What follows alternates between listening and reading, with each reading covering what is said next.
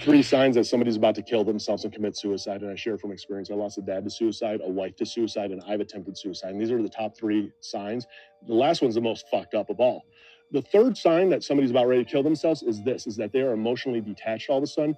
They are not actively engaging with any family members. They're not really talking about their depression. They're not venting anymore and telling you about their misery anymore. They're not coming around anymore. They're not talking. They pull away and isolate. This is one of the scariest places to be because now you are fully by yourself, alone with your thoughts. You will convince yourself to kill yourself. The second one is that you start giving away prized possessions. And these aren't necessarily valuable possessions, but these are possessions that this person had a lot of value behind. My dad was giving away stuff that meant the world to him, that there was no way in his right mind he would ever give this away, but he was cleaning, he didn't need these, and you buy into it. They literally will give away pets and animals sometimes. The number one sign is somebody's about ready to fucking kill themselves, and this is the most fucked up one, is that they are happy. It's like the surge. They wake up all of a sudden and they are happy, they're joyful, they're laughing. There's a twinkle in their eye like, this motherfucker just slept off depression. I don't know how it happened, but no meds, no therapy, no change in anything, dude. They just woke up and they're happy because they made a decision and they know that there's means to the end of the pain. That's the scariest thing ever. They want everyone else to be happy because they're happy because it's all going to be over with. They're not going to be a burden. They're not going to be that person anymore. And guess what? We buy into it. We're like, dude, we are so happy for you. And it just solidifies that. People will engage with you all of a sudden when you are happy, but not when you're depressed. So nobody really does care and you are a burden. And that helps solidify that decision. And it's a scary place to be. I share from personal experience. When it comes to this, reach out, tell everybody how bad it is. Tell everybody that you need help. Tell everybody what the fuck is going on in here. Because I guarantee you this, some people will not care. Some people will blow you off. Some people might listen. And there are some motherfuckers who are going to sit with you in the dark until the light comes, and those are your motherfuckers. You do belong here. It does get better. As somebody who's been there, it is worth the fight. I believe in you. What's up, folks? Welcome to my smoke room. My name is Despop, aka Jay Semino, and this is Survive with DP. Also going to do a bonus cigar review of this Silent Hero cigar. The 88, it's called. The 088 refers to an exclusive limited batch release or numbered banding by Silent Hero Cigar, a veteran-owned Cheyenne, Wyoming-based boutique cigar company founded by a U.S. Army veteran. The company is known for its high-quality hand-rolled sticks and for donating 10% of its profits to support veterans struggling with PTSD. That's the perfect cigar for this episode. So, while I get that all prepped up, how you bitches doing? I'm surviving, though barely. We'll get into this in a minute. Just let me light this. I spoke last week about this podcast I discovered. It's called The Suffering.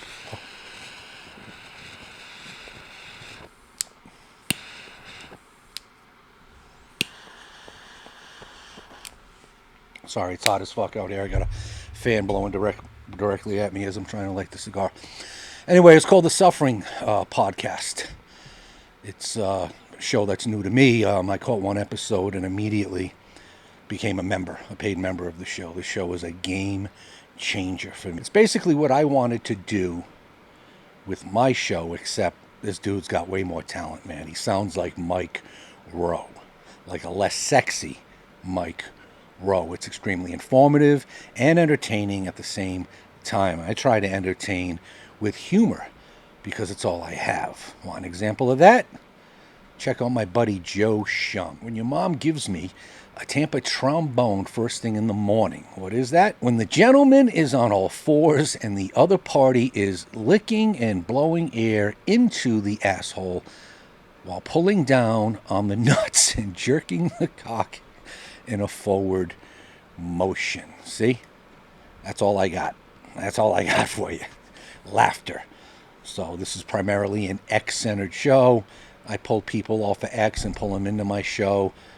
They're non-participants. They didn't ask for it, but if they make me laugh, I try to repay them with a share. That's all. But thank you, Joe, for that. I'm definitely going to give that a try. But I also don't have the mental control to stay focused and on message like the Suffering show does. So my shows go off the rails. I'm not just dealing with the PTSD.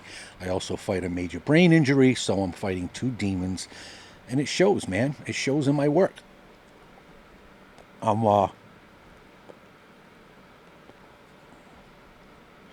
often caught in my algorithm, which for some reason constantly goes to politics and rage bait, and instead of PTSD and mental health, I start screaming about leftist cunts. And part of that is my history and people in my life that hurt and buried me that I just can't fucking forget. I end up seeing those people and all these douchebags online, and then you'll hear me say something like, I wish my ex would try to run over an ICE agent and come up on the losing end. Now that's horrific, even though it is possible because it would track with her and her politics. See?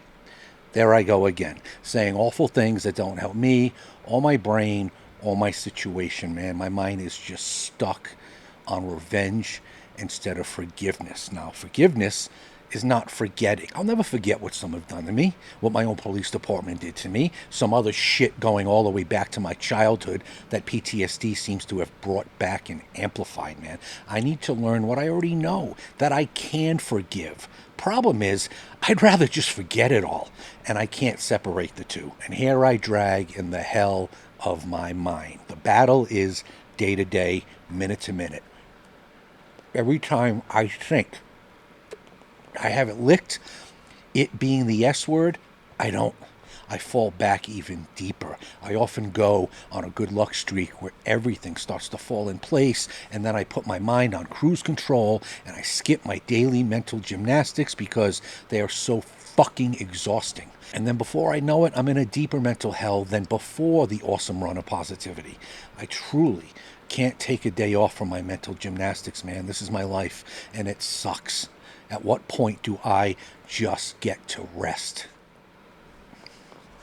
It's also so hard just being a natural empath, man. I have a deep desire to understand and alleviate the suffering of others. And as an empath, I'm an emotional sponge, man. I pull in other people's stress, their joy, their pain, and empaths cannot separate external feelings from personal ones. So, while I have been battling this PTSD and brain injury demon for going on 20 years now, I'm naturally drawn to people that I should avoid in droves with these afflictions. I can't stop my natural tendency to say, I can fix her. Now, according to AI, we empaths get extremely overwhelmed because empaths lack the traditional filters most people have. Setting boundaries is vital for their well-being. Practitioners like psychiatrist Dr. Judith Orloff often suggest strategies like spending time in solitude, grounding oneself in nature, and establishing clear emotional boundaries to prevent burnout. Solitude. Yep, I did that. Shortly after almost ending my own life, I escaped and I survived through isolation, man. I went homeless for 8 months. You don't know pride like the pride most cops have, man. Talk about a hit to my pride, award-winning career in law enforcement, homicide detective, and I'm living in a fucking car for 8 months, drained of my money and resources by a bad choice in relationships. My fault totally. But I have family. I could have had a roof. I chose the isolation, man. It was the only thing that felt safe. I told no one close to me until long after I settled down and found a place. Now, my struggle is this place, right? It's too good for me. I decided to go the opposite route of what I'm used to. I didn't seek out a broken person that needed help. I didn't seek anyone, man. This just came out of nowhere. Now I'm with an empath. I'm with someone who puts 1,000% of their day and thoughts into me, man, and it fucking kills me. Just not used to this. I'm not used to zero confrontation. I'm not used to people buying me dinner amongst several other totally unneeded gifts, man. I'm the center of someone else's world the way I made others the center of mine. And I can't take it. I'm in full sabotage mode because I just can't accept the grace I'm being given, man. I feel I haven't earned it. I feel more trapped than ever through no fault of anyone. It's just my brain, man. I felt safer mentally when I was fucking homeless. From my off-duty incident to today, I've died 1,000 times. Not literally, of course, but sometimes to stay alive, you gotta kill your mind. Migraine 21 Pilots. and I'm running out of energy, man. Lather, rinse, repeat. I'm fucking sick of it, man. My greatest motivation, well, it's obvious my son, but it's also not letting those that took advantage of my generosity and good nature, not letting them win. My PD, former chief, handful of hoes and skanks, some former friends. Those that burn me cannot win, and I constantly think about them smiling when they get the news of my demise. And that's all I need to say. Fuck you, not today, bitches. By the way, this cigar's pretty fucking good, man. Definitely check it out. The Silent Hero 088 blend. This will definitely be a box purchase for me, not simply because it's great, but the cause is even greater. So, what the hell were we even talking about before? I can't remember. So fuck it. Let's end this with a timeline cleanse. I had this pop up as a picture story on my Facebook in memories. I must have posted this years ago. I don't remember. So I put it in motion, added some music. Enjoy, folks. But before we go, to all those out there struggling with that mental demon, remember to always put your dick in crazy. Oh, sorry. Wrong graphic. Remember to stop, breathe, and survive. Later, bitches!